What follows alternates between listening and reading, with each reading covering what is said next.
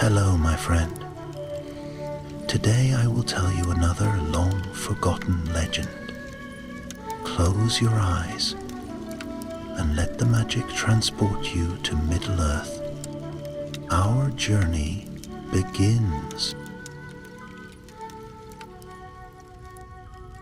The wind came down from the north that evening, cold and full of the scent of rain. Across the wild lands beyond the weather hills, twilight gathered like a gray mantle, and the long shadows of the ruins crept toward the fading light. On the western edge of those forgotten lands where the road from Bree turned northward and was swallowed by the heather, a lone rider guided his horse along a stony path. His cloak was travel-worn, his hat wide-brimmed, and beneath it his eyes glimmered with quiet thought. For this was Gandalf the Grey. He had been many days upon the road, following whispers carried by the Dunedain, the rangers of the north. They spoke of strange happenings in the hills of old Rhudaur, lights that burned where no fire should be, voices calling in the night, and the dead found cold as stone, their faces twisted in terror. Few dared venture into those lands, for they had long been cursed since the days of the Witch King of Angmar. But Gandalf, hearing these tidings, had grown troubled in heart. Evil things were stirring once more, and the old shadows were lengthening. That evening, as the rain began to fall in slow, heavy drops, he reached the camp of a small company of rangers. Their fire burned low beneath a rocky shelf, and the men rose when they saw him. Their leader, a tall man, with weary eyes and a cloak darkened by years of travel, stepped forward. "You are far from the south, Mithrandir," he said quietly. "Few come this way now, save those who watch the ruins from afar." "I come for tidings, Halbarad," Gandalf answered.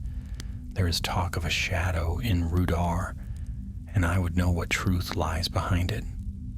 Halbarad's gaze darkened. "Truth enough, though I wish it were not so. One of our own was found near the Horwell, wounded, raving, and cold as death. He spoke of lights burning under the hill of Camith Bryn, and of voices calling from the stones. He died before morning." At this, Gandalf bowed his head. The rain hissed softly in the fire, and for a while no one spoke. At last he said, "Camith Bryn, that was the seat of the Hill Kings of Rhudaur, was it not? Their fortress fell in the wars of Angmar." "Aye," said Halbarad. "The hill is steep and crowned with the ruins of their keep. Below it lie tombs, a whole warren of them. The old folk say the Witch King's servants built them to house their dead, but none who go there return."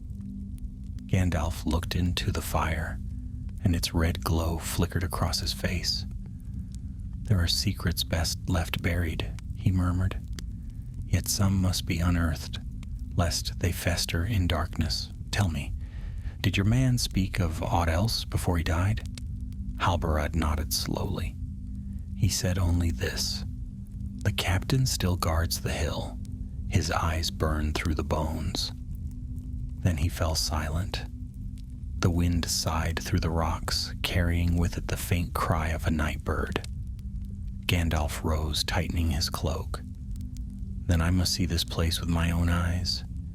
If the captain he spoke of is what I fear, Rhudaur's curse is not yet ended." Halbarad would have spoken, but Gandalf raised a hand. "Do not follow me. Keep your men to the west. If I do not return within 3 nights, send word to Elrond of Imladris." So it was that Gandalf set forth at dawn, alone, into the wild lands of Rhudaur. The rain had passed, but a pale mist clung to the hills. He followed the river Horwell northward, its waters gray and swift, until he came to a place where the land rose sharply, into dark ridges. There, above the folds of the mist, he saw the broken crown of Cameth Bryn, black against the morning sky. The hill was steep and scarred with ancient paths. Trees grew thin upon its slopes, their roots clutching the stones as if in fear. The ruins at the top were silent, yet even from afar Gandalf felt a heaviness, as though the air itself bore the memory of dread. He climbed steadily, his staff tapping against the stone, until he reached a crumbling arch that once had been the gate. Beyond it, the courtyard lay in ruin, shattered walls, fallen towers, and the faint echo of wind through hollow windows. Moss covered everything, and pale grass grew between the stones. As he stood there, he thought he heard a whisper, faint and fleeting like the sigh of a forgotten voice. He turned, but there was nothing. Only the shadows moved, slow and watchful. Gandalf knelt and touched the stones. They were cold, colder than the morning air. "Old evil lingers here," he said softly, "older than men remember." Then he rose, and his staff kindled a small light, bright and white like a star. It shone against the broken walls and cast long, wavering shadows. "Let us see what still haunts this place," said Gandalf the Grey, and he passed beneath the ruined arch into the heart of the cursed fortress.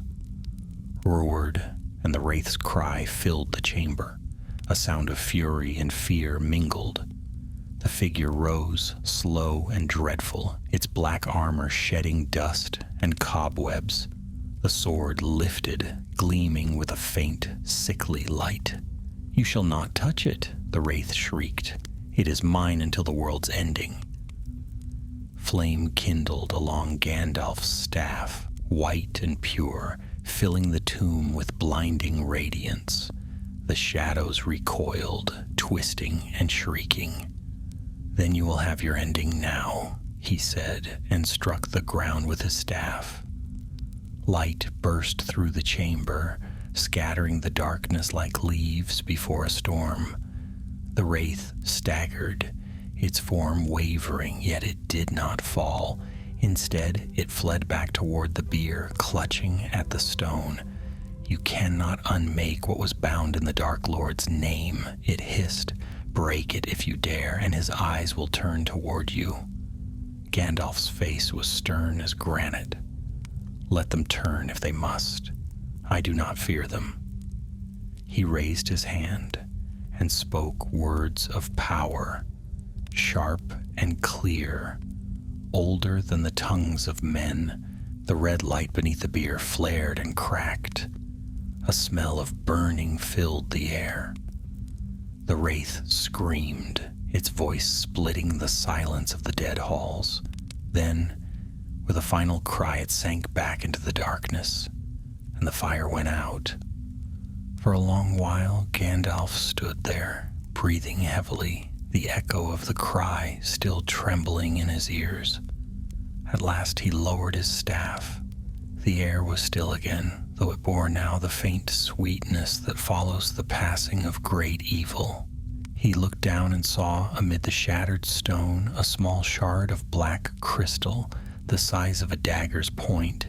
It pulsed faintly, like a dying ember. Carefully, he wrapped it in cloth and placed it within his cloak. "So this is what you guarded," he murmured. "A remnant of the Witch King's sorcery, dangerous to leave, yet dangerous to bear."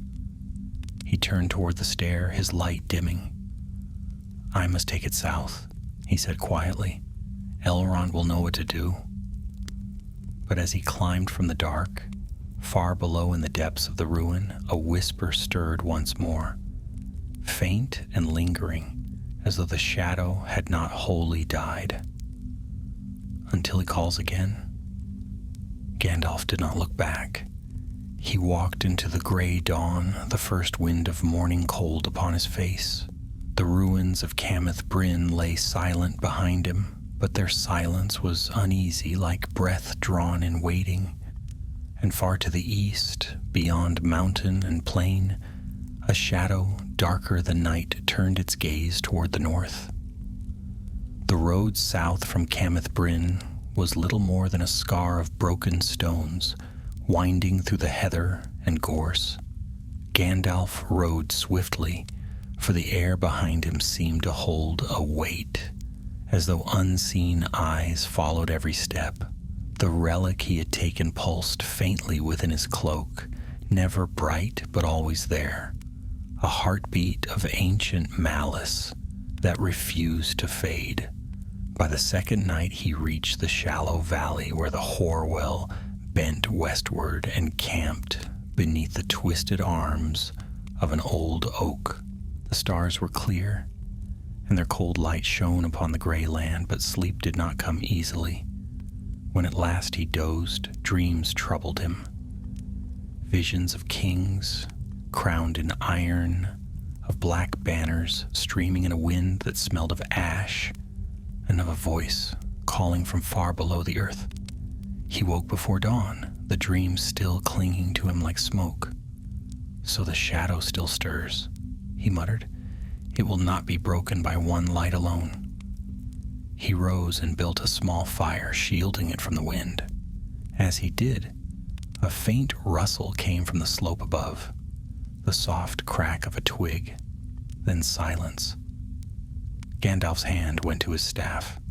"Come out," he said quietly. "Whoever you are, I have no wish to quarrel." A figure stepped from the darkness, tall, wrapped in a weather-stained cloak. The man's face was lean and sharp, his eyes gray and watchful. "You walk in dangerous lands, stranger," he said. "Few camp so near the old roads of Rhudaur." "Danger is my companion," said Gandalf with a small smile. "And you, I think, are no bandit? Your cloak tells of the north, and your bearing is that of the Dunedain?" The man inclined his head. "You see true. I am Arved, son of Malkar, ranger of the north. My watch is along the river. I saw your fire and came to see what soul dared kindle light in these hills." "Then your watch is well kept," Gandalf said. "Sit and warm yourself. The night holds enough cold for both of us." Arved hesitated, then joined him. For a time they sat in silence, the firelight glinting in their eyes. At length the ranger spoke. "There are whispers again in these lands," he said. "Trolls moving in the east, wolves gathering in packs, and worse things, shapes that walk without sound. Some say they come from the ruins of Camith Bryn." Gandalf stirred the embers thoughtfully. "Aye," he said, "I have seen what sleeps there, and what should have slept longer still." The ranger's eyes narrowed. "Then the rumors are true?" "True enough. The Witch King's hand has long been cut from this land, yet his shadow lingers like a poison. I found a remnant of his craft, a shard that still holds his malice. If left alone, it would draw to itself all dark things that wander near." Arved's hand went to his sword. "You carry it with you?" "For now," Gandalf replied. "To bear such a thing is perilous, but to leave it behind would be worse. It must be shown to Elrond or to Saruman in the south. Perhaps they will know how it might be destroyed." The ranger looked troubled. "Then I will ride with you if you will have me. These roads are ill for one man alone." Gandalf regarded him for a long moment, then nodded. "I will not refuse company. Evil walks softly in these lands, and two may fare better than one." So they set out together when dawn rose pale over the hills. The road led through long stretches of heather and barren moor, and the ruins of forgotten watchtowers loomed like broken teeth upon the ridges. As they rode, Gandalf spoke little, for his thoughts were heavy. He could feel the shard through the folds of his cloak, its cold presence tugging faintly at his mind. By evening they came to the edge of the Trollshaws, where the land dipped into dark woods and the air grew thick with the scent of moss and decay. "We'll camp here," said Arved, dismounting beside a tumbled ring of stones. "No one but trolls would dare these woods." Gandalf smiled faintly. "Let us hope they sleep." They lit no fire that night, for the forest seemed to listen. Strange creakings echoed from the depths, and once or twice a heavy thud sounded far off, like a great foot upon soft ground. Gandalf sat with his back to a tree, eyes half closed, murmuring words that glimmered faintly like stars around their camp. It was deep in the night when Arved woke suddenly, his hand on his sword. "Do you hear that?" he whispered. A low rumble drifted through the darkness. Not thunder, but the sound of something vast, moving among the trees. Gandalf rose silently, his staff glowing with a pale light. Between the trunks, a shape loomed, huge, stooped, and slow, its skin the color of stone. A troll, half blind from age, lumbered toward them, sniffing the air. "Stay still," Gandalf murmured. "The light blinds him, but not the scent." The troll stopped, snuffling, then gave a hoarse grunt. Its eyes glowed faintly in the dimness, like coals under ash. Slowly it reached forward with a hand large as a man's chest. Gandalf lifted his staff and spoke a word. Light flared, white and sudden, like lightning under the trees. The troll bellowed, throwing up its arms to shield its face. Arved struck with his sword, the blade biting deep into its arm. With a roar, the creature stumbled back, crashing through the trees, and the ground trembled with its flight. Silence followed, broken only by the rasp of their breathing. "Well struck," Gandalf said quietly. Arved sheathed his sword, though his eyes remained wary. "It will bring others. They do not roam alone." "Then we must not linger," said Gandalf. "Dawn will find us far from here." By morning they had reached the western edge of the Trollshaws. Mist clung to the trees, and the first light of day made the dew gleam like glass. Gandalf paused upon a ridge and looked back toward the east. "See how the mist thickens," he said. "It is not all of weather. Something stirs behind us, and it does not sleep."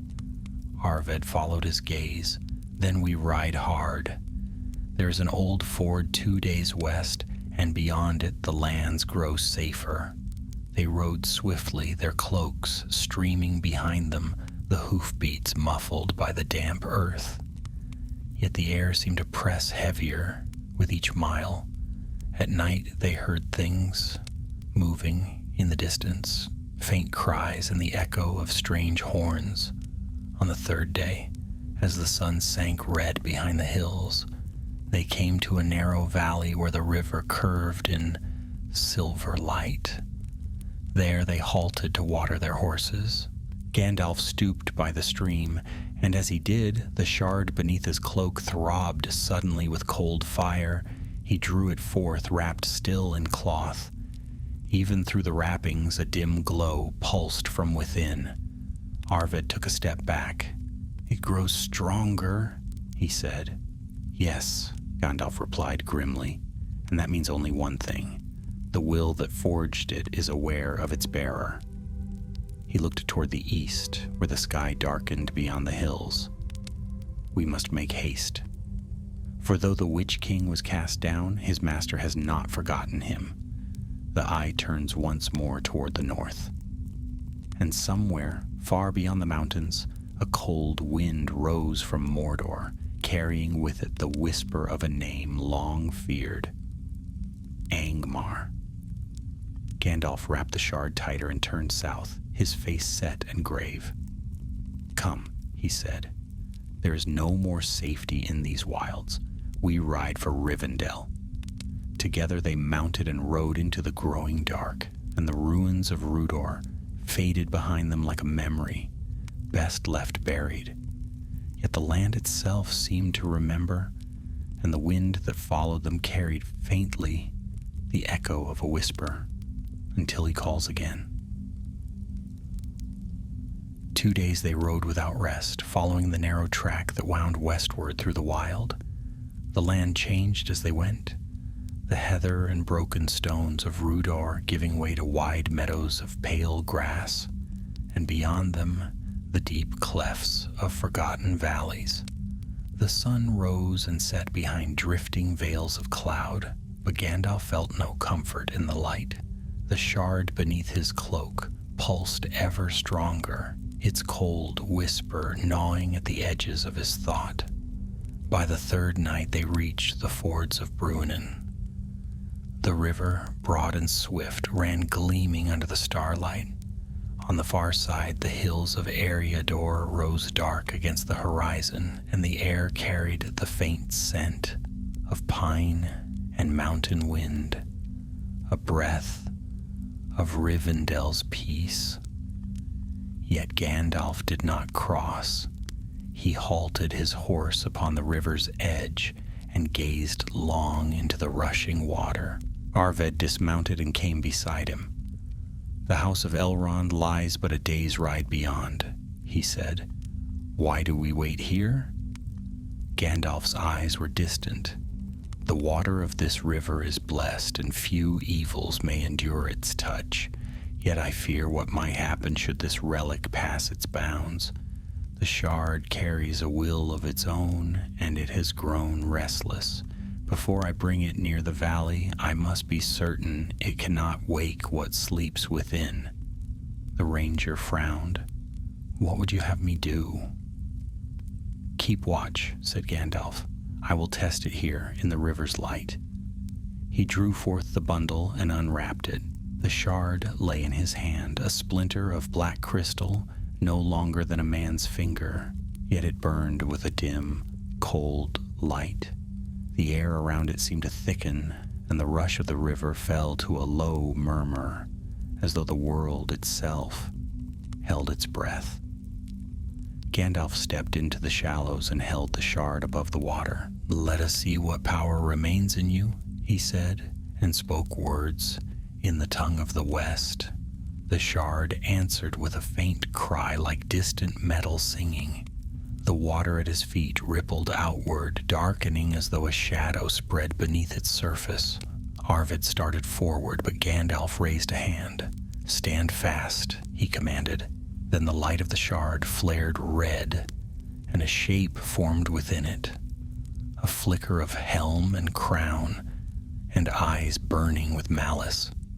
A voice came soft, but clear, as though carried upon the current. "Who dares disturb the relic of my wrath?" Arved's hand went to his sword, but Gandalf did not flinch. "I am Gandalf the Grey," he said, "servant of the secret fire. Your wrath ended long ago when your master fled before the might of the West. Return to your silence." The voice laughed, a thin, bitter sound. "You think him fled? Fool of the West. His hand rises again, and the shards of his power will gather as the tide to the moon.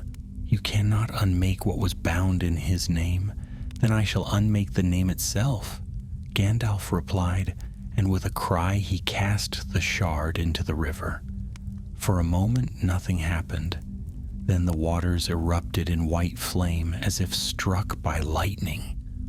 A roar filled the night, and the very ground shook beneath them. The ranger stumbled back, shielding his face. Gandalf stood firm, his staff blazing with light.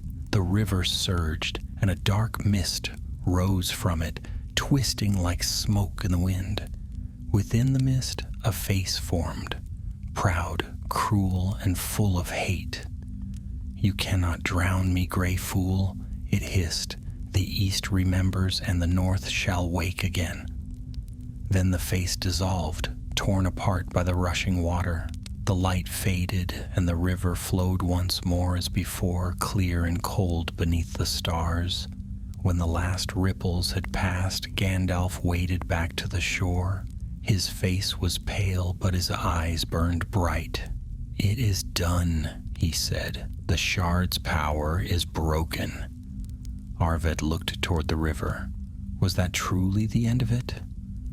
For now, Gandalf answered softly, yet the words it spoke were not idle. The shadow moves again, and this was but its whisper. There are greater voices still to come. They crossed the river before dawn. The lands west of Bruinen were fairer, rolling green hills and silver birches whispering in the wind. The morning light broke over them, soft and clear, and for the first time in many days, Gandalf breathed freely. By midday, they entered the hidden paths that led toward Rivendell. The sound of water deepened, echoing between high walls of stone, and the scent of pine filled the air. At last they came to the narrow bridge that spanned the gorge, and beyond it the valley opened like a dream. The house of Elrond lay bathed in sunlight, its white walls gleaming beside the waterfalls, and birds wheeled above the gardens. Elrond himself came forth to meet them, tall and grave, his eyes kindled with ancient light. "Welcome, Mithrandir," he said. "Long have we awaited your return, but I see shadow upon your brow. What burden have you brought out of the north?"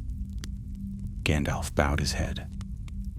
"A burden indeed, though lighter now than when I found it. The ruins of Rhudaur are not as empty as we had thought. A relic of Angmar's craft lingered there, a shard of dark power. I have cast it into the waters of the Bruinen, and its strength is broken, but the will behind it stirs anew." Elrond's gaze darkened. "Evil once rooted deep is not easily plucked out. I will send word to the northern rangers. The ruins must be watched." Arvid bowed low. "My kinsmen will heed your call, my lord. I will ride north again when the dawn comes." Gandalf laid a hand on the ranger's shoulder. "Your courage has served the free peoples this night. Arvid, son of Malkar. The road you walk is long, but light may yet follow your steps." The ranger smiled faintly. "Then may the light guide yours as well, Grey Pilgrim." That night Gandalf sat long with Elrond beneath the stars, telling all that he had seen. Of the wraith beneath Camith Bryn, the relic of the Witch King, and the voice that spoke through it. When he finished, Elrond was silent for a time. At the council, years hence, Elrond said at last, "We shall remember this night, for even small shadows, if left untended, grow to cloud the sky. The Dark Lord's reach lengthens once more, and your finding is a sign of what is to come." Gandalf nodded. "Yes, the wind from the east carries tidings of war yet to come. But while light endures, I shall not falter." He looked out over the valley, where the waterfalls glimmered in moonlight, and thought of the empty ruins far behind, of cold stones and whispering winds. The curse of Rhudaur was broken, yet its echo lingered, faint and uneasy, like a warning yet unspoken. And though the night was fair, Gandalf the Grey felt the first chill breath of a storm that would one day shake all Middle-earth. The next morning dawned clear and golden over the valley of Rivendell. The mists of night drifted away like ghosts, and sunlight poured down the cliffs, setting the waterfalls aflame with brilliance. Gandalf stood upon one of the terraces that overlooked the hidden vale. Below him, the elven house glimmered among trees of silver and green. Birds sang, and the sound of laughter drifted faintly from the gardens. It was a place untouched by time, a haven between the shadows of the world. Yet the wizard's heart was not at rest. He leaned upon the rail and watched the waters of the Bruinen far below, shining as they ran from the mountains. His thoughts turned again to the black shard, Now lost beneath its current, he could still feel the echo of its malice, faint but persistent, like the memory of a nightmare. Elrond joined him quietly, his long robe whispering against the stone.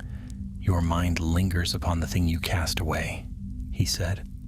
Gandalf smiled, though it was weary. "Aye, evil leaves a long shadow, even when the source is gone.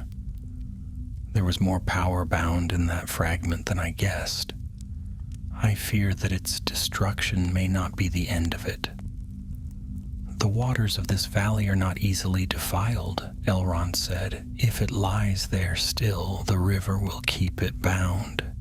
Yet I do not doubt your unease. The works of Angmar were cunning. Long did the Witch King learn from the dark lore of his master before he was driven north."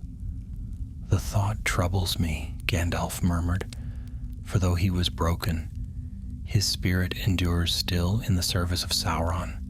If ever the Lord of the Rings regains his strength, the remnants of Angmar will rise again. Rhudaur may lie empty, but its bones remember war." They stood in silence for a while, listening to the wind. From the far end of the terrace, the sound of hooves echoed faintly. A single rider approaching. It was Arved, already mounted and ready to depart. He dismounted when he reached them and bowed. "My lord Elrond, Mithrandir," he said, "I am bound for the north. The watch must be doubled in the Weather Hills and along the Horwell. If more of those relics linger, they must be found." Elrond placed a hand upon his shoulder. "You have the gratitude of many who will never know your name, son of Malkar. Go with blessing." Gandalf nodded. "And beware the shadows, Arved. They are patient." The ranger smiled grimly. "So are we." Then he mounted and turned his horse toward the eastward paths. Before long, he vanished among the trees, a dark shape against the morning light. Gandalf watched until he was gone, then turned to Elrond. "A steadfast heart, that one. The north is not without hope." "Hope," Elrond said softly, "is a light kindled most brightly when the night grows near. Yet even hope must be guarded." Gandalf inclined his head. "I will ride soon, then. There is counsel needed in the south. Saruman should hear of what has passed in Rhudaur, and perhaps he will know more of the craft that bound such things." Elrond's expression grew grave. "Go then, but tread with care. The White Council has grown distant of late, and not all wisdom flows from Isengard as once it did." Gandalf said nothing for a time. The thought had crossed his mind more than once, the subtle pride that had crept into Saruman's words in recent years, the air of certainty that left little room for doubt, but he pushed the worry aside. "We shall see," he said simply. "If ever there was a time for unity, it is now." He took his leave that very afternoon. The elves of Rivendell brought him a fresh horse and provisions for the long road. Before he went, Elrond gave him a small sealed pouch of fine silver mesh. "Take this," he said. "If any trace of that evil lingers, this will bind it. The silver is of ancient make, wrought by the Noldor in the days of the First Age. It will not break easily." Gandalf accepted it with a bow. "You have my thanks. I pray it will not be needed." He rode westward down the valley and across the bridge of Rivendell. The sun hung low, gilding the cliffs in fire. The sound of rushing water followed him until the path curved and the valley was lost behind the trees. Once again, he was alone with the road. Days passed in steady travel. The land opened wide, green slopes and deep woods, the scent of rain on the wind. He passed small villages of men where folk still spoke tales of the North Kingdom as though its kings might one day return, children ran to watch him as he rode through their gates. And though he smiled and waved, his thoughts remained distant. By the 5th day he reached the southern marches of the Weather Hills. There, beneath a sky streaked with crimson clouds, he paused upon a height and looked back. The far northern ridges were little more than a gray line upon the horizon, but in his mind he saw them clearly. The broken towers, the silent stones of Cameth Bryn, and the long shadow that had lain there through the ages. He wondered what secrets still slept in those hills, and whether they would ever truly rest. As night fell, he camped beneath an ancient oak, its branches bare and black against the fading sky. The stars came out, sharp and cold, and the wind whispered through the grass. He sat beside a small fire and drew from his cloak a map, old and worn at the edges. His finger traced the lines of the north. Fornost, Amon Sul, the Etten Moors. So many ruins, so many memories of fallen kingdoms. How swiftly glory fades, he murmured, and yet even the smallest remnant of evil endures. The fire crackled softly, and in its flicker he thought he saw again the pale shape of the wraith he had banished, the hollow helm, the burning eyes. Its voice echoed faintly in his memory. The east remembers, and the north shall wake again. He closed his eyes and breathed deeply, steadying his heart. If the north wakes, he said aloud, then so too shall the west stand ready. When morning came, he quenched the fire and mounted once more. The road ahead led south toward Bree, and beyond it, the wide lands that rolled toward the mountains of the world.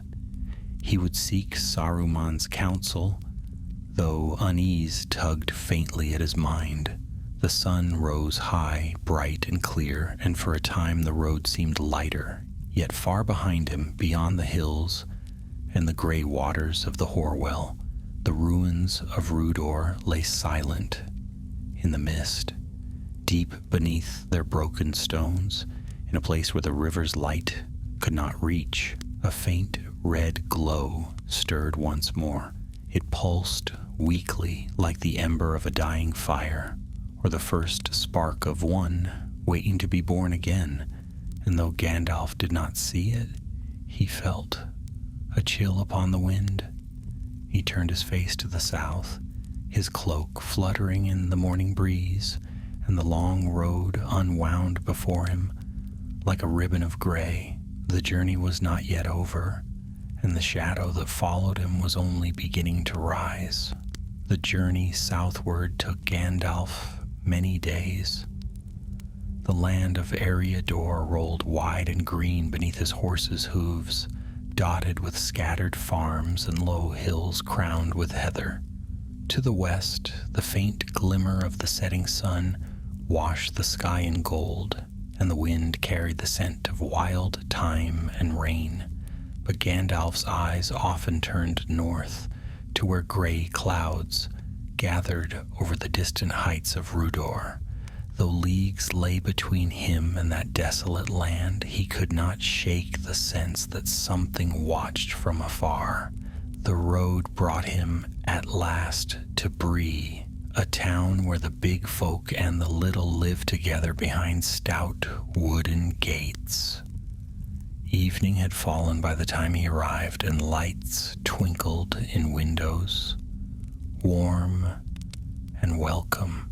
The guards at the gate knew him by sight and bowed low as he passed. "Good evening to you, Mr. Gandalf," one called. "Fair weather follows your shadow." Gandalf smiled beneath his beard. "Let us hope so," he replied, "though I fear my shadow brings more rain than sun these days." He lodged that night at the Prancing Pony, where Barlaman Butterbur, round as an ale barrel and twice as merry, bustled about with his usual good cheer. "Gandalf, my dear sir, haven't seen you for months. Rooms, food, ale, Say no more." The wizard thanked him kindly, though he kept his thoughts close. He sat in a quiet corner of the common room, smoking his pipe and listening. Bree folk were fond of talk, and much of it was of crops and weather. But amid their chatter, he caught a word that pricked his ear. "Strange folk on the greenway again," one farmer was saying. "Tall men, cloaked and silent, rangers mayhap or worse. There's been whispering in the north, they say, lights in the hills, and old bones stirring." Gandalf's pipe smoke drifted upward in slow curls. "Old bones stirring," he murmured softly. "Aye, and worse than bones." The night passed quietly, but before dawn he was up again, saddled and ready to ride. As he crossed the inn yard, Butterbur's voice called after him. "Heading south again, are you? Take care. Strange times, stranger travelers." "Indeed," Gandalf said, mounting. "But the road must be walked, however strange it grows." He turned his horse toward the south gate, where the greenway stretched into shadow. For many miles it wound through open fields and into wild country. The air grew colder as the day wore on, and the wind carried a smell of damp earth. Somewhere far off, a raven croaked, a harsh, lonely sound that echoed through the emptiness. That night, as the stars came out, Gandalf camped beside an ancient oak whose roots split the old stones of a forgotten road marker. He lit a small fire and drew his cloak tight about him, but even with its warmth, he felt the chill deepen. He took from his pouch the silver mesh that Elrond had given him and held it in the firelight. The fine strands gleamed softly, cool to the touch, as though they held the light of starlit water. He spoke aloud, though no one answered. "Let this be enough if darkness rises again, for I fear the shadow I cast away has not wholly perished." Then a sound came, faint but clear, the creak of a bough shifting under weight. Gandalf rose swiftly, staff in hand. His fire flared bright, casting long shadows across the glade. Between the trees, something moved. "Show yourself," he said. From the darkness stepped a man, tall and cloaked, with a hood drawn low. His movements were slow, deliberate. When the firelight caught his face, Gandalf saw eyes that glimmered gray as steel. "Peace, Mithrandir," said the stranger. "I mean no harm." Gandalf relaxed a little, though he did not lower his staff. "Then you have me at a disadvantage, friend. Who are you, and why do you walk the wild so far from home?" The man pulled back his hood, revealing hair dark as night and streaked with silver. "I am Deerheil," he said, "kin to Arvid, whom you met upon the Horwell. He sent word to the Dúnedain before he vanished into the north again. I was bidden to find you and bear tidings." "Then speak," said Gandalf. Deerheil knelt by the fire, his face grave. "The rangers who watch the hills of Rhudaur have sent messages south. The ruins of Camith Bryn burn again by night, not with flame, but with a strange red light, faint like embers. And the beasts of the wild avoid the place. Even the wolves will not pass near it. My kinsmen fear the curse was not broken." Gandalf's eyes darkened. "So it begins again." He paced a few steps, the firelight flickering across his cloak. "I cast the shard into the river, yet perhaps its malice found another vessel. Evil seeps into cracks like water into stone." Deerheil nodded grimly. "The rangers will not enter the ruins without counsel. They beg your wisdom." Gandalf looked northward, though the night concealed all. "Tell your people to hold fast. They must not approach the hill nor stir the ashes. If the light grows brighter, send word to Rivendell. Elrond will know what to do." The ranger inclined his head. "As you command." But will you not return yourself? Not yet, Gandalf said. There are other counsels I must seek. If the power behind this awakening lies deeper than Rhudaur, then its roots may already reach far south. I go to Isengard to speak with the head of my order. Deerhall's expression was unreadable. Then may the Valar guard your road. And yours, said Gandalf. The ranger faded into the darkness, swift and silent as a shadow, and soon was gone. Gandalf stood a long while after, listening to the rustle of leaves and the soft crackle of his fire. When at last he sat again, his thoughts were heavy. He had trusted that the river had claimed the last remnant of Angmar's evil, but the signs were clear. Darkness clung still to that broken land. He feared that even now unseen hands were weaving old powers anew. He slept little that night. Dreams troubled him, dreams of black water rising, of a crown half buried in dust, and of a voice whispering from the deep, until he calls again. Dawn came pale and cold. Gandalf quenched his fire and turned once more to the road. As the sun rose over the hills, the mists lifted, revealing the long line of the Greenway stretching south toward the White Mountains. He urged his horse forward. Behind him, far to the north, thunder rolled faintly over the ruins of Rhudaur. Not the sound of storm, but the rumble of something vast stirring beneath the earth. And though no living soul in Bree or Rivendell could yet name it, the first tremor of Angmar's awakening had begun. Gandalf did not look back. The road lay before him still, long and full of peril, and beyond it, Isengard awaited, with answers he did not yet know he would dread to find. The long road to Isengard wound through the western vales of Eriador and across the rolling fields of Enedwaith. Gandalf rode swiftly, his gray cloak billowing behind him like a shadow of cloud. Each mile carried him farther from the northern hills, yet never from their memory. The echo of Rhudaur clung to his thoughts as a whisper that wouldn't fade. The glimmer of red light in the dark, the words of the dying wraith, and the deep unease that stirred beneath the surface of the world. Days turned to weeks. The weather grew warmer as he journeyed south, and spring was already spreading across the land. Blossoms dotted the roadside. The air was filled with birdsong, but for all the peace of the wild, Gandalf felt none of it within his heart. The shard's malice was gone, yet something unseen followed, faint as the shadow of smoke on a clear horizon. He reached the gap of Rohan beneath a sky of rain and storm. Lightning flashed across the mountains, and the air was thick with the smell of wet earth. Beyond the plain stood the tower of Orthanc, black and glistening in the stormlight, its 4 sharp peaks stabbing at the clouds. Even from afar it seemed untouched by age or weather, a relic of power from an elder world. Gandalf dismounted at the great ring of stone that girded Isengard.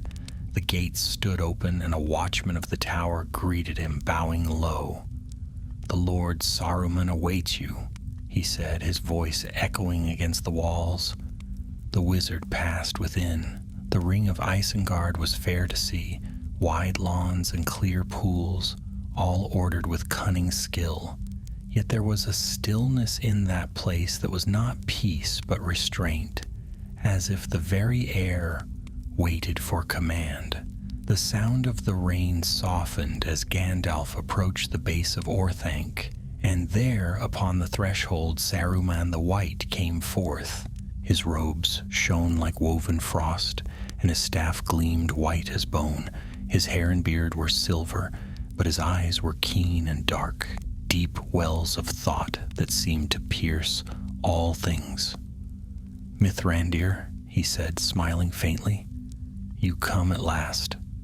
The wind from the north speaks of your journey. I have long awaited your tidings.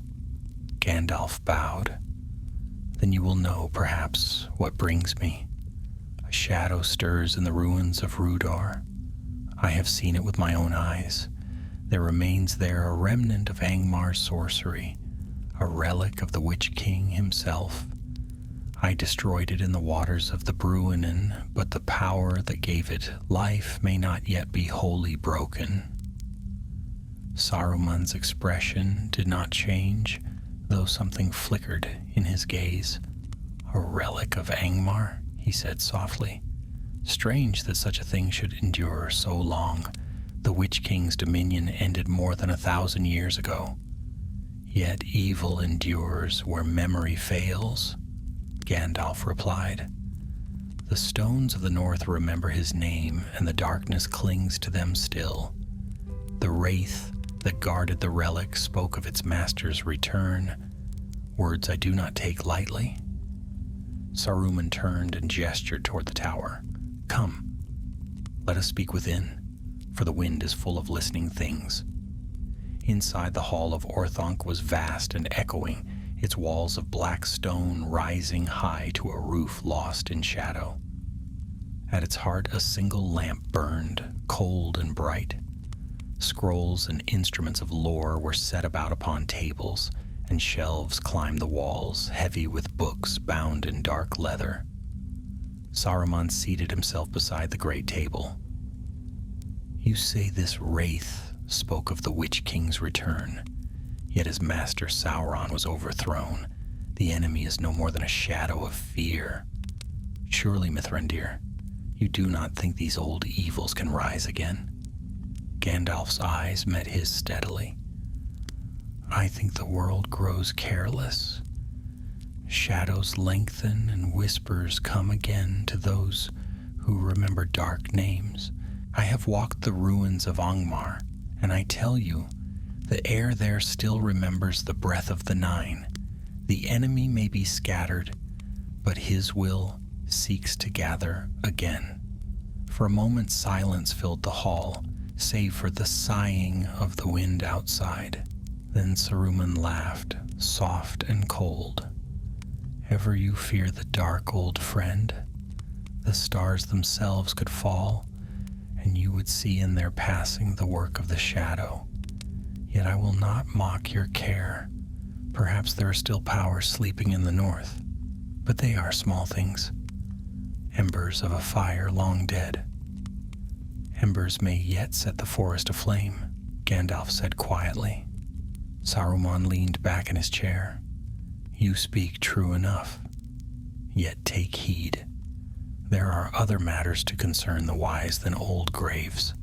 I have turned my thought to the east, to the strength that gathers there. Sauron's return is a tale of dread, but even tales have roots in truth. It is said that his servants build again in the land of Mordor. Gandalf frowned. You believe this? I believe in vigilance, Saruman answered smoothly, and in knowledge. What can be known, I will know. That is the duty of our order. He rose and crossed the hall, his robe whispering softly. At the far end stood a tall pillar, upon which rested a sphere of dark crystal, veiled in a covering of cloth. Gandalf felt a shiver run through him as Saruman's hand brushed the cloth. Even the remnants of the ancient world hold secrets, Saruman said. There are eyes that still see, if one knows how to look. Gandalf's gaze hardened. Be wary of what eyes you awaken. Not all who see will answer kindly. Saruman smiled again, though there was little warmth in it. Fear not. I walk paths of wisdom, not folly. And as for your shadow in Rhudaur, I will send word to the north. If aught remains there, it shall be found and studied. Perhaps it will teach us more of the enemy's craft. Gandalf inclined his head, though unease stirred within him. So be it. Yet do not delay, Saruman. I feel the time for study may soon give way to the time for action." Saruman said nothing, and the rain beat harder against the tower walls. The storm outside rose, thunder rolling among the peaks. At last, Gandalf took his leave. Saruman watched him go, his eyes gleaming like polished stone. As Gandalf passed through the gates of Isengard, the storm broke above him, and lightning split the sky. He turned once to look back. The black tower rose stark and silent against the flashing clouds, its peaks alight with fire. He rode out into the storm, and the wind tore at his cloak. Though rain lashed his face and thunder roared above, a greater storm brewed unseen, one that would one day engulf all the lands of Middle-earth. Far behind, in the high chamber of Orthanc, Saruman the White stood alone beside the shrouded sphere, and beneath his hand the faintest pulse of red light flickered, not unlike that which had glowed once in the ruins of Rhudaur. The rain followed Gandalf far beyond the ring of Isengard. It fell in silver veils across the plains of Rohan and swept through the mountain passes, washing the dust from the road and darkening the cloak upon his shoulders. For many days he rode east and south beneath the shadow of the White Mountains, and his thoughts were full of unease. The memory of Saruman's words echoed in his mind, smooth, confident, and hollow. There had been a strange gleam in the White Wizard's eyes, a flicker like the reflection of hidden fire. Gandalf had known Saruman for many years, and once he had held him in the highest esteem. But now, after that cold meeting in the tower, he felt the first tremor of doubt. He rode on through the storm, seeking the clearer air of the Riddermark. At last the rains broke, and the land opened before him, vast plains of gold, grass rippling in the wind, and distant herds moving like shadows across the fields. The mountains rose to his right, tall and proud, and beyond them, unseen, lay the hidden vale of Fangorn Forest. At the crossing of the Isen, he found shelter in a small outpost of the Rohirrim, a wooden hall set upon a low hill, its thatch gleaming with rain. The guards greeted him with respect, for the gray pilgrim was not unknown in those lands. They gave him food and a place by the fire, and though he was weary, Gandalf spoke long with their captain before he slept. "Strange tidings ride the wind," the man said, polishing his helm. "Folk say wolves have come down again from the north, more cunning than before.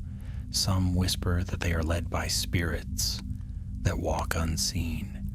Our riders have found tracks, but the snow melts too swiftly to tell whose feet they are."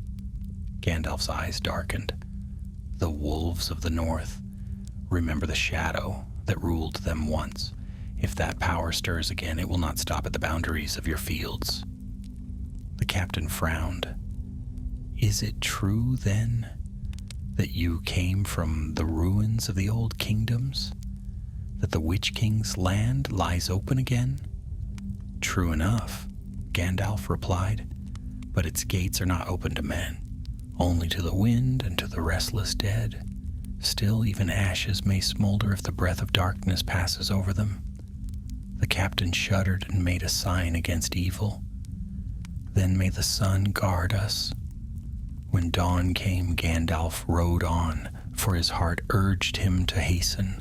The road climbed steadily toward the east, and soon he came to the green hills that guarded the plains of Rohan. There he paused and looked north once more. Far off, the sky above Isengard gleamed faintly, not with sunlight, but with a sheen like fire hidden behind smoke. He pressed onward. Days later, as he neared the Vale of Fangorn, he found the land growing strange.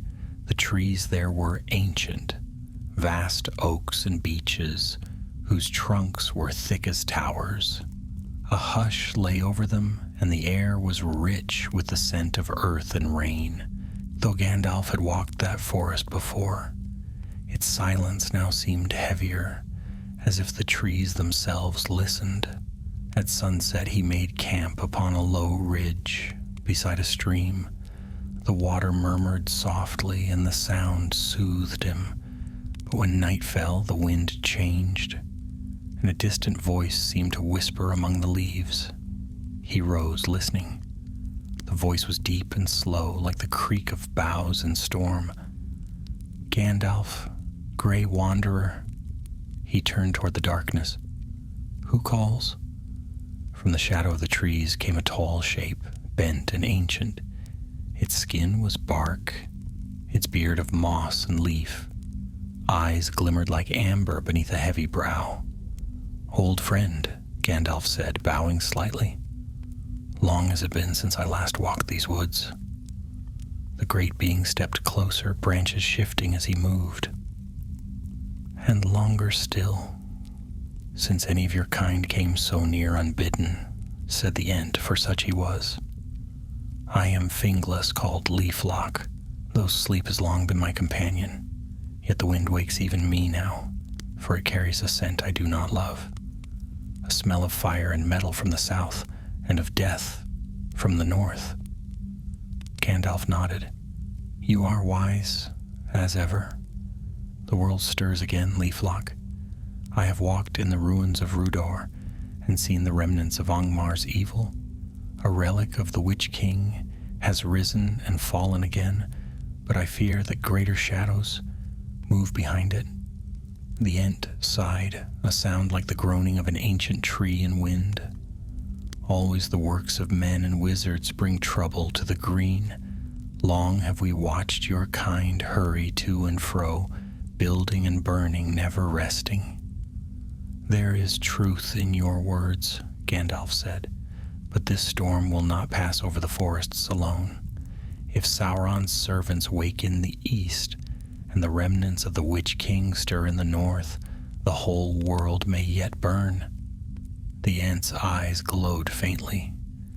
"Then perhaps the trees must wake as well." A silence fell between them, broken only by the whisper of the stream. Gandalf felt a faint stirring of hope. "If the time comes when the forests must rise, then I know where strength yet sleeps." Leaflock bowed his heavy head. "We will remember. But go now, gray wanderer. The wind from Isengard grows foul, and I would not see you caught beneath its shadow, unprepared." Gandalf inclined his head. "Farewell, old friend. May your roots drink deep and your branches stand strong." He departed before dawn, leaving the forest behind.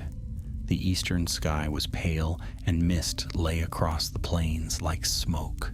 As he rode, his thoughts turned again to Isengard, to the tower gleaming like obsidian in the stormlight, to Saruman's cold smile, and to the faint red flicker that had glowed beneath his hand. By evening he reached the northern road that led toward the Vold. There, on a high rise overlooking the plains, he halted. The wind was from the south now, dry and bitter, and it carried with it a strange scent, the faint, acrid tang of smoke. He turned sharply in the saddle. Far away, a thin column of darkness rose against the fading sun. It came from the direction of Isengard. Gandalf's face grew grave. "So," he said quietly, "even the wise may kindle fires they cannot quench." He spurred his horse forward and rode until the stars came out. Though he knew not yet what flame had been lit within the Tower of Orthanc, he feared it was one that would burn long in the hearts of men. And far to the north, unseen beneath the mists, the ruins of Rhudaur glimmered faintly once more, red as blood and bright as awakening fire. Thus, the shadows of two great powers stirred again, one in the south and one in the north, though the world did not yet know their names. And Gandalf the Grey riding alone beneath the wheeling stars, felt upon him the weight of the darkness yet to come. The days that followed were heavy with foreboding. Gandalf rode eastward across the green plains of Rohan, but though the sun shone upon fields of tall grass and the distant mountains gleamed white, a shadow seemed to follow him, unseen yet near. The column of smoke that had risen from Isengard had vanished into the sky, but its memory clung to his thoughts like a stain. By evening he reached the hill country beyond the Entwash, where the wind came cool from the north. There he found a company of riders, their spears bright and their horses restless. Their captain, tall and golden-haired, hailed him from afar. "Hail, Grey Wanderer," he called. "What brings you again to the plains of Rohan?" Gandalf reined in his horse. "News and warning, Eomund of the Mark. I come from the north and the west, where the shadows grow long once more. The lands of Rhudaur stir with evil memory, and the winds of Isengard bear an ill scent." Eomund frowned. "The tower of Orthanc lies beyond our reach. The White Wizard is friend to the Mark. Surely no ill comes from him." "Perhaps not yet," Gandalf said quietly. "Yet the friendship of the wise is not always the same as the wisdom of friends. Tell your king that the north remembers its dead and the south its pride. Both may waken before their time." The captain bowed, uncertain of his meaning. "I will bear your words, but the king's mind is troubled. Wolves raid our herds, and strange things move by night. Even the horses shy at shadows they cannot see." "That is the way of the world now," Gandalf replied. "Darkness walks abroad, and even the wind carries whispers." He urged his horse forward. "Farewell, rider of Rohan. Keep watch upon the west road, and trust not every wind that comes from the mountains." He rode on through the evening until the plains dipped away, and the shadow of the white mountains lay upon the land. The road turned west, and there he found a small hollow beside a stream, where he made camp beneath the stars. The night was cool and clear, yet as he sat by the fire, he thought he heard far away the echo of a horn, faint and mournful, carried upon the northern wind. He looked up sharply. "Not the horn of Rohan," he murmured. "Too cold. Too distant." The sound came again, fading as though swallowed by the wind. Gandalf rose, his eyes turned northward. So the curse calls once more. He did not sleep that night, but sat with his back against a stone and watched the stars. When dawn came, he rode north again, abandoning his plan to continue eastward. His heart told him that his journey was not yet finished in the north. The days grew colder as he crossed again into the wild. Spring's warmth faltered, and the air turned sharp. By the time he reached the Weather Hills, frost lay white upon the grass at dawn. From their high ridges he looked east, and there, faint in the far distance, he saw the gray shapes of the Trollshaws, and beyond them, the dark line of the Etten Moors. Somewhere beyond those barren lands lay Rhudaur and the hill of Cameth Bryn, where once he had broken the curse. But even from afar he saw a dim redness upon the horizon, a glow that pulsed faintly as if from hidden fire. "The ruins burn again," he said softly, "or something beneath them does." He descended into the northern vales, traveling swiftly. The land grew wilder, strewn with stones and tangled woods. At dusk, he came to a narrow gorge where the Horwell ran swift and gray. There he found tracks upon the shore, footprints many and strange. Some were the prints of men, though bare and light, as if made by those who no longer felt the weight of flesh. Others were the marks of wolves, large and deep. He knelt beside them. "The wraith's call has been heard," he murmured, "and others have answered." As the moon rose, he followed the river east. Mist clung to the water, thick as breath. Now and again he glimpsed shapes moving among the trees, pale and silent, gone before his eyes could fix upon them. The air grew colder still, and a faint sound drifted to his ears. A low chanting, rhythmic and slow, like the hum of deep voices beneath the earth. By midnight he came once more to the slopes of Cameth Bryn. The hill loomed black against the stars, its crown wreathed in red mist. Where once the ruins had lain still and empty, now they glowed faintly, as though fire burned within their stones.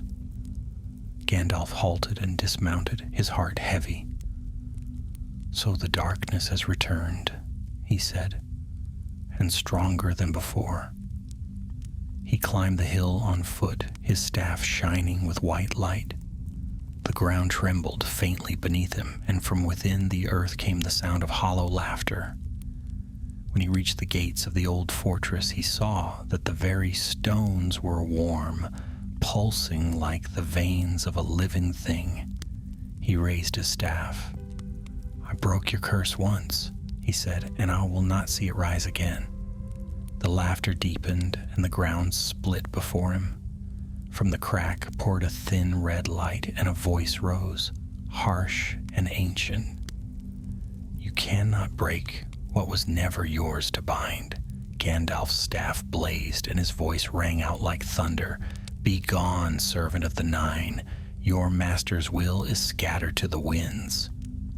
The earth heaved, and from the rift rose a figure, tall, wreathed in flame, its form half shadow, half bone. It bore no face, yet eyes of fire glared from within its skull. "I am the captain that was," it hissed. "You cast me down, gray fool, but the river only cooled my wrath. The shards of Angmar remember their lord, and through them his call awakens me." "Then you are bound to his fate," Gandalf said, "and that fate is dust." He struck the ground with his staff, and a surge of white light burst forth. The wraith shrieked, its form twisting and breaking apart, but the flames beneath the hill only burned brighter. A red wind rose, scattering ashes through the air. "You cannot unmake the will that made me," cried the wraith. "He stirs, he remembers, the eye turns north again." Then it fell, vanishing into a storm of smoke. The red light dimmed, and the hill grew still. Gandalf stood amid the ruins, his staff flickering weakly. "If the eye turns north," he whispered, "then the time of peace is nearly ended." He gathered what strength he had and turned away. Dawn was breaking over the hills, pale and cold. As he descended the slope, the first light touched the stones of Cameth Bryn, and they steamed faintly as if breathing. Gandalf did not look back. He knew that the curse was not ended, only silenced for a time. The North had spoken again, and its cry would reach far beyond the hills of Rhudaur. Far away in lands unseen, a dark tower stirred. A lidless eye opened, searching the horizon, and its gaze turned briefly toward the north. And in that moment the shadow upon Gandalf's heart deepened, for he knew that the war to come had already begun. Morning came pale and hollow over the ruins of Cameth Bryn. The gray light fell across the broken stones, revealing nothing of the terror that had passed in the night. Gandalf stood upon the slope, leaning upon his staff, his breath rising in faint clouds. His face was drawn and weary, for he had spent the dark hours in struggle, a battle of will and flame against a power that should have long been forgotten. Yet though the wraith had fallen, the hill itself still pulsed faintly beneath the earth, as if the curse that bound it was not truly gone. He gazed northward, where the sky was heavy with cloud. "You linger still," he murmured, "like a wound that will not close." The wind swept through the ruins, stirring the ashes of long-dead fires.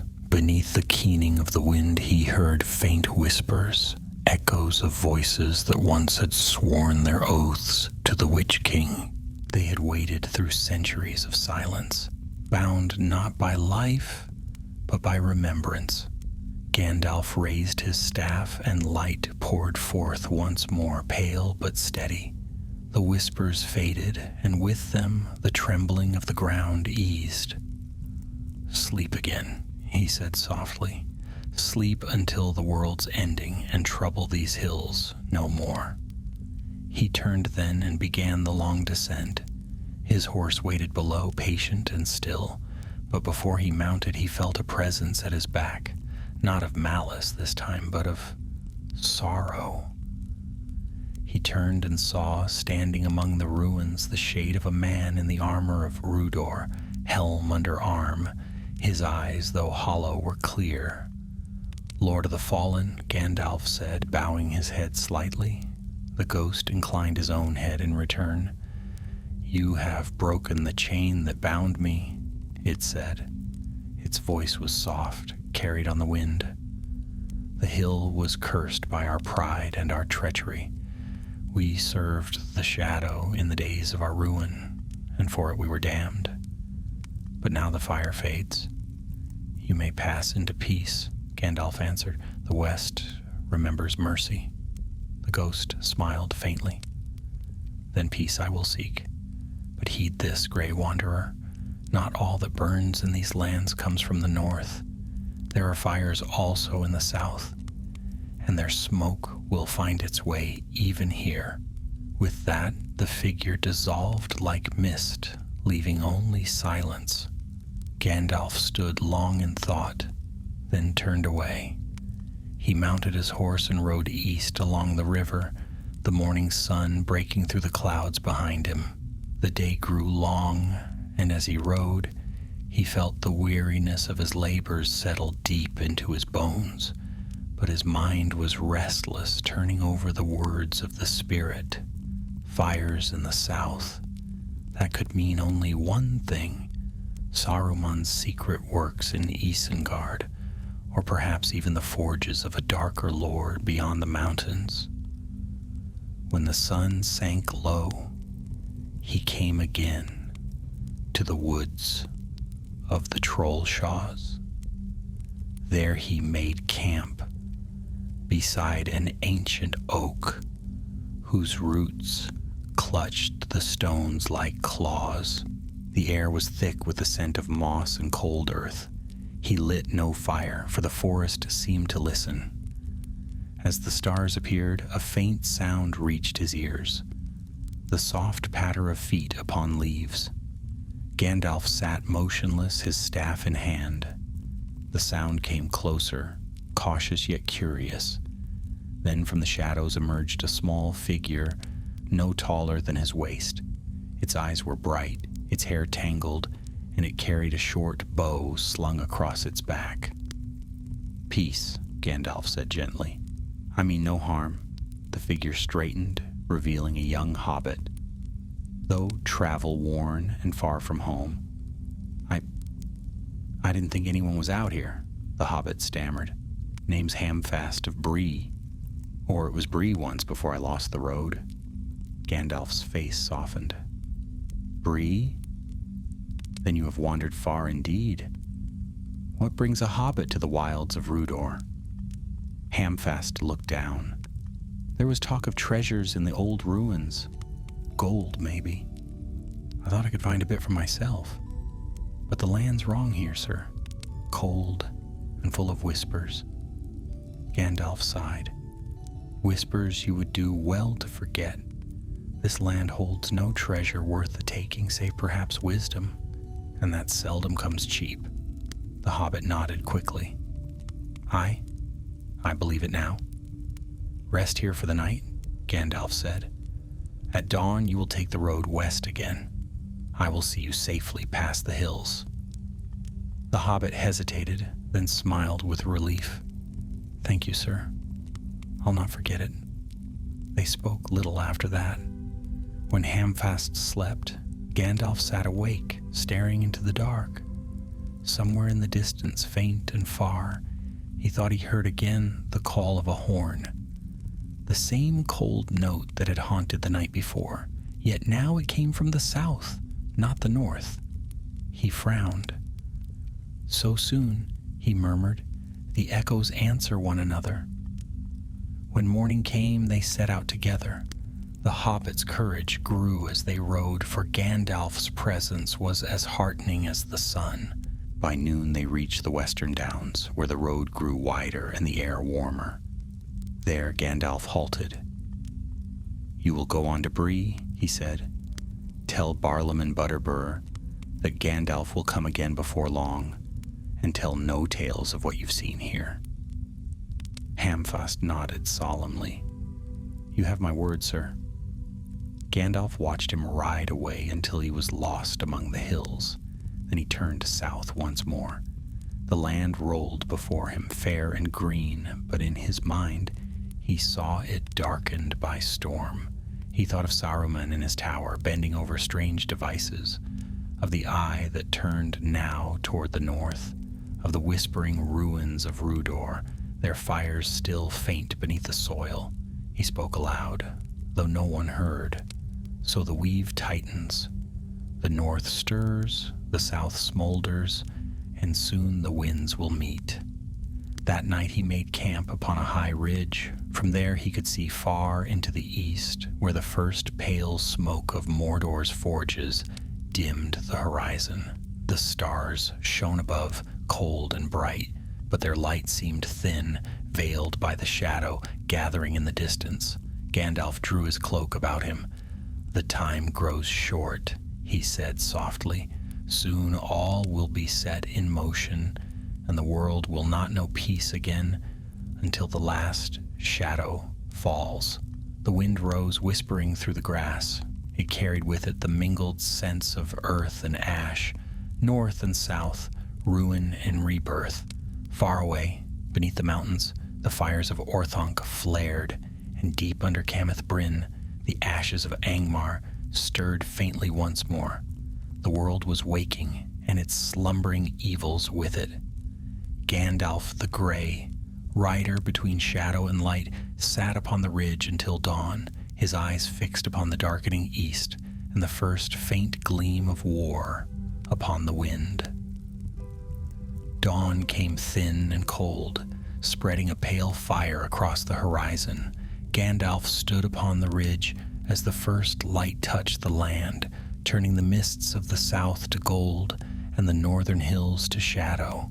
The wind carried the smell of rain and far-off smoke, the mingled breath of two powers that had begun, once more, to stir in Middle-earth. He looked long toward the east, where the darkness lay like a bruise upon the sky, then turned his gaze to the north, where the hills of Rhudaur slept again beneath the gray light. "So ends one watch," he murmured, "and begins another." He descended the ridge and took again to the road. His horse moved swiftly beneath him, hooves striking sparks from the stones. The air was keen, full of the promise of change. He passed through lonely lands, crossing meadows where the dew still clung to the grass, and through silent woods where only the cry of distant birds broke the stillness. Yet even in those quiet places, a sense of unrest hung heavy, as though the very earth waited for some long-dreaded sound. By evening he came to the greenway once more, where the road bent toward the west and led down to the land of Bree. The fields were greening after winter, and smoke rose peacefully from the far cottages. The sight might have brought comfort to another traveler, but Gandalf's heart was burdened. He felt no peace in the quiet of those lands, for he knew what shadows crept beyond their borders. At the gates of Bree, the guards hailed him with smiles and laughter, and word of his return spread quickly. Butterbur greeted him at the prancing pony as though a lost friend had come home. "Well, bless my heart. Gandalf, sir, it's been too long. You've a knack for coming when the ale's best, I'll say that." Gandalf smiled kindly, though weariness still clung to him. "A good mug of ale is always worth a long road," he said, and let the innkeeper lead him to the fire. He sat there for a time, smoking in silence while the talk and laughter of Bree folk filled the hall. It was a simple sound, the sound of lives, untroubled by the world's greater evils. And yet, as he listened, he thought of how easily such peace could vanish, how swiftly darkness could sweep even into a place such as this. When the inn grew quiet and the lamps burned low, he went out into the night. The stars shone bright above Bree Hill, and the wind carried the scent of rain and wood smoke. A faint glow came from the east, not of dawn, but of some fire burning beyond sight. Gandalf watched it for a long while, his pipe unlit in his hand. He thought of Saruman in his tower, of the red flicker beneath his palm, of the restless dead in the north, of the eye that now turned across the lands of men. He thought, too, of the little folk of the Shire, of their peace, their laughter, their small hopes. They were untouched yet, but for how long? The next morning he left Bree behind and took the road west.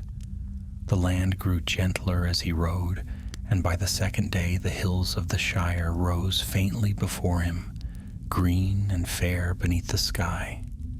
The air was sweet there, full of the smell of tilled earth and spring blossoms, and for a while his heart lightened. He crossed the Brandywine Bridge at dusk. Hobbits waved to him from the far bank, calling cheerful greetings. "Evening to you, Mr. Gandalf. Any new fireworks for the fair?" "Perhaps," Gandalf answered, smiling beneath his beard. "Perhaps something brighter than before." He rode into the Shire as twilight fell. Lanterns glowed softly along the lanes, and the sound of singing drifted from a nearby village. Yet beneath the charm of it, Gandalf felt again that strange stirring in his heart, the pull of fate, faint but certain, as if the very air whispered that some unseen thread was drawing taut. He spent that night in a small hollow, beneath an oak tree, far from any road. The stars burned fiercely above him, and he lay awake, smoking and thinking. His mind wandered over all that he had seen, the cursed bones of Rhudaur, the wraith's return, Saruman's veiled words, the strange fire that flickered both north and south. All the signs pointed to one truth: the shadow was rising, and its reach would soon be felt in every corner of the world.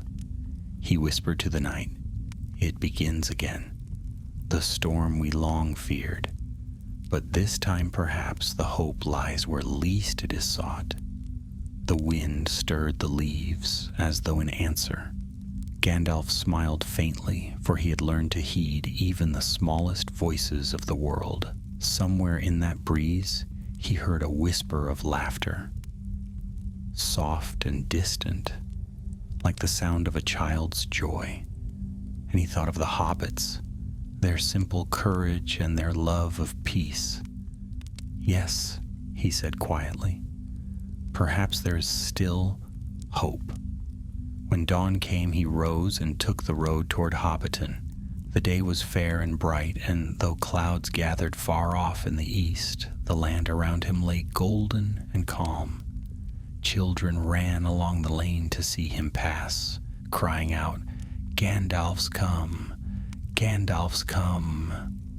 Their laughter followed him like a song.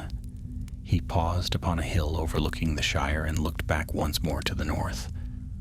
Far beyond sight, the ruins of Rhudaur still lay silent beneath the clouds. He wondered if, deep beneath their stones, the last embers of the Witch King's curse still smoldered. Perhaps they did. Yet here, in the green heart of the Shire, there was light enough to hold such darkness at bay. For a time, as he rode down the hill, a gust of wind passed through the grass, bending it in long waves. The smell of pipeweed and warm earth filled the air, and the sound of distant bells rang out from the village below. Gandalf's heart eased, and he laughed. Not the laugh of one who forgets his fears, but of one who carries them lightly, knowing that courage is not the absence of shadow, but the strength to walk through it. So ended his journey into the ruins of Rhudaur, though its memory would not leave him. In the years that followed, he would remember the cursed bones and the whispering darkness, and the knowledge that even the smallest spark of evil could one day blaze into ruin. But he would remember also the morning light upon the fields of the Shire, and the sound of children's laughter, and the simple hope that endures when all else fades. And as he rode into the west that day, the wind from the north carried a final sigh from the hills of Rhudaur, not of menace but of release. The dead had found their silence, and the living, for a little while longer, their peace. Yet far beyond, in lands unseen, a dark flame stirred anew. Its light would one day reach even to these quiet lands, and Gandalf the Grey would stand again between shadow and dawn.